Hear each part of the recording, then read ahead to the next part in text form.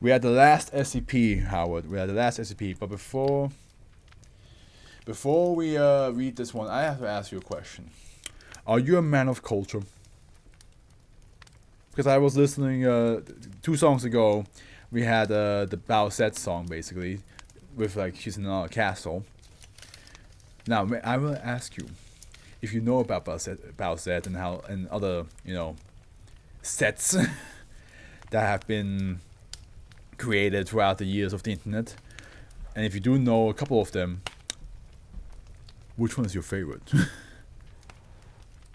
And if you have no idea what the hell I'm talking about, Bowsette is my favorite, and that's all I have to all I have to say. Even though, as a black man, ghosts would freak me the fuck out. Bowsette, yeah, I would risk it all for her. All right. Post-Mortem people's choices, and we ended up. I have no idea. Probably one of the more ridiculous ones. Like one of the more ridiculous transformations. Like wasn't there like a piranha plant version of the sets? There's so many. There's the bullet bill one. There's the boo one and the bounce. Those 3 are the more famous ones. But there's of course the shy guy one.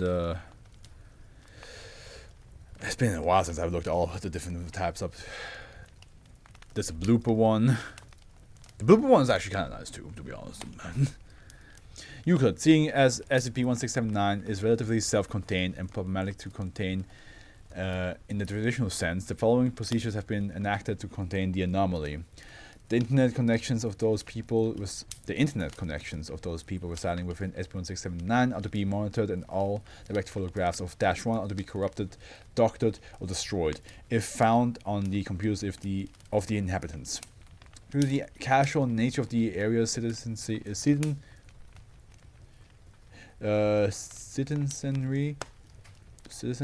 regarding -1 and how relatively few inhabitants of SCP-1679 actually possess internet connections, is expected to be relatively easy to manage. A group of agents have been implanted within SCP-1679, posing as lodgers, renting a suburban home. At least one agent is to keep employment with the local police force.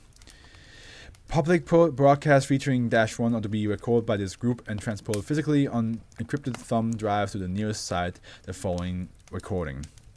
The following recording. Due to the fact that these broadcasts appear to be local, an expansion of the range has not been implied by any inhabitants of SCP-1679. Further action appeared to be unnecessary at this time. If by chance an agent begins to perceive -1 as a living being, said agents be removed from field duty and must undergo a psychological evaluation, during which Foundation psychologists and researchers will attempt to discover how and or why -1's anomaly persists. Speaking of man of culture, what the fuck is up with people making Mallow, that SCP, into like a sex thing? Like I know the SCP itself is not really that, like, it's creepy looking, but it doesn't really harm you. It's just kind of like this thing that only you can see following you around from an app. But how come like people are now making it into like a like a sex thing? Listen. As a man of culture, I appreciate stuff like that.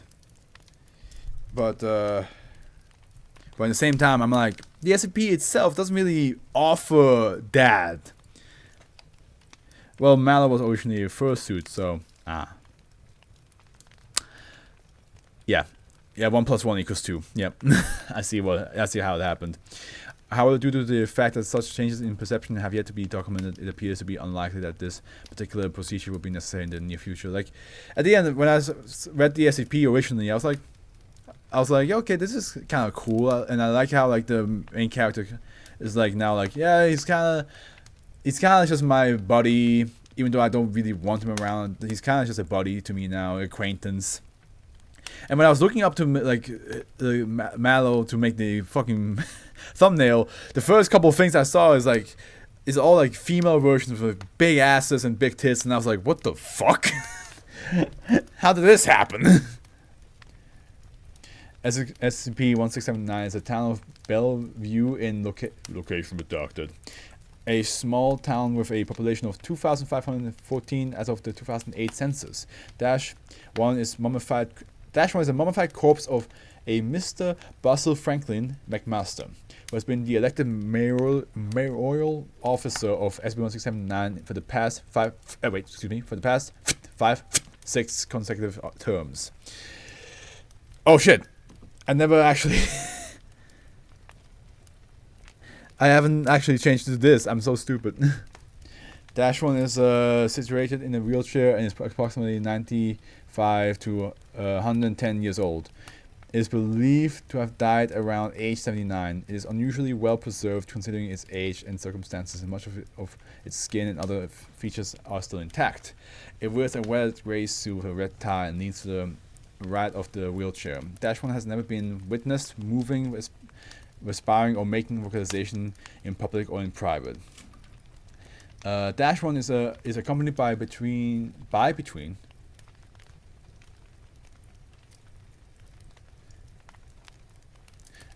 -1 is accompanied by between 1 and 3 aides when making public appearances, and has reserved spot at the city council meetings. But it's a corpse, man. The aides will propel its wheelchair and handle any object with which -1 would be normally expected to handle as mayor, such as legal documents. All I see is the fucking grandma fish that SpongeBob and Patrick want to sell chocolate to, and it's just a corpse. Aides will sign documents approved by -1 in its own name, and while signatures will obviously vary, they are still treated as legitimate and legal by the city. Television program. This is literally Weekends at Bernie. It is. On the first Sunday of every month. Oh, I haven't listened to this song in forever. On the first Sunday of every month, -1 will be put on television for the local news stations and chat with Mayor McMaster. 15-minute long public programming block. During this block, -1 will be situated at a slight angle so as to be facing the camera and thus the viewer for the full quarter hour. No commercial interruptions will occur during this block. Citizens do not seem to be compelled to watch -1 during this time, but if they do, they will usually remark on different points -1 apparently makes during this time. Just a corpse was like... It's just a corpse going like this.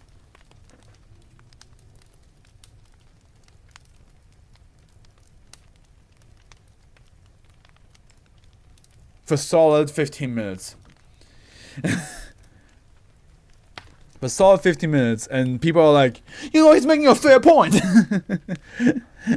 At the end of this program, the local news anchor will provide a brief summary of what -1 discussed during the program. Such discussions have been mundane in nature, with subjects ranging from parents talking to their children about bullies to general histories of SCP-1679, police or fire department. Why is that word so tough for me? All citizenry who watch this program will have witnessed the same general discussion piece by -1, though with minor differences in phrasing. Damn good television. I'm pretty sure somebody can make it work and people will watch it. Discovery. SCP-1679 was discovered by James Rode, a college graduate who had taken a cross-country trip after finishing his schooling. According to him, he had stopped at a local hotel to stay the night when the aforementioned programming block was shown. After confronting several citizens of SCP-1679, he fell into a panic and was arrested for public mayhem before he could harm anybody. An Agent Matthews, embedded in the largest nearby town police force, heard of Mr. Rhodes' arrest and visited the town, witnessing -1 in public at a city council meeting. Agent Matthews contacted the nearest Foundation site and containment procedures were enacted. After a short debriefing by Agent Matthews, Rode himself was given C-class amnestics and was transported to a Donaldson Memorial Hospital with the cover story of being caught in an automobile accident. Is it ever explained, Howard, which amnestics is stronger? Is like A-class like the strongest, or is Z-class the strongest? As of this writing, Rode has encountered no further anomalies, or is it not? It's not a sense of strength, but a sense of how it's applied. A vast majority of outside visitors or to SCP-1679 perceive -1 as a living being, why Mr. Road and Foundation personnel are unaffected by this phenomenon is as of yet unknown. Note on SCP-1679, citizens of SCP-1679 believe that -1 is an excellent elected official with an honest streak and an ability to find compromise in nearly any argument. Additionally, the current and previous city councils have repeatedly claimed that -1 has introduced several bills which have considered improved the economy of SCP-1679 and general welfare of its citizens, up to and including an effective tax system, a several years-long overhaul of utilities and roadways, and competitive but fair contracts with teacher, city worker, healthcare, police, and firefighters unions. The lore took a few years to iron out, so the early ones have some inconsistent accounts, but usually A is the weakest and E is the strongest. Okay, gotcha. So C is like in the middle then. Bills that have allegedly been enacted by -1 have proven to be consistently and usually effective in regards to improving the quality of life for its citizens. Additionally, such bills are usually phrased in such ways to benefit SCP-1679, its own unique station. Many would be markedly less effective if enacted in neighboring towns. Due to this, as well as other notable similarities, a possible relation to SCP-3088 has been proposed. A is for forgetting minor recent incidents. E is for when you need someone to forget the past 30 years of their life and reassign them under a new name or some shit. Ah, I see. So with C it makes sense because it's like there's like you've got it's something that it's not recent, but it's not like too long. Maybe like a year or two, maybe. Gotcha. Previous to his death, -1 was a reverend at a local church. The citizenry of SCP-1679 rarely, if ever, remark on this, and if it has not yet been implied in legal documents or drafts proposed by -1. And we're finished with today's reading. Now, Howard, this is going to be your first time actually watching this. But for the YouTube people, it's now over. I hope you all enjoyed this read. Because I think we had some pretty good stuff here, I would say. I think we had some pretty good stuff here. I'm going to put this here. But this is the first time for you, Howard, that you go...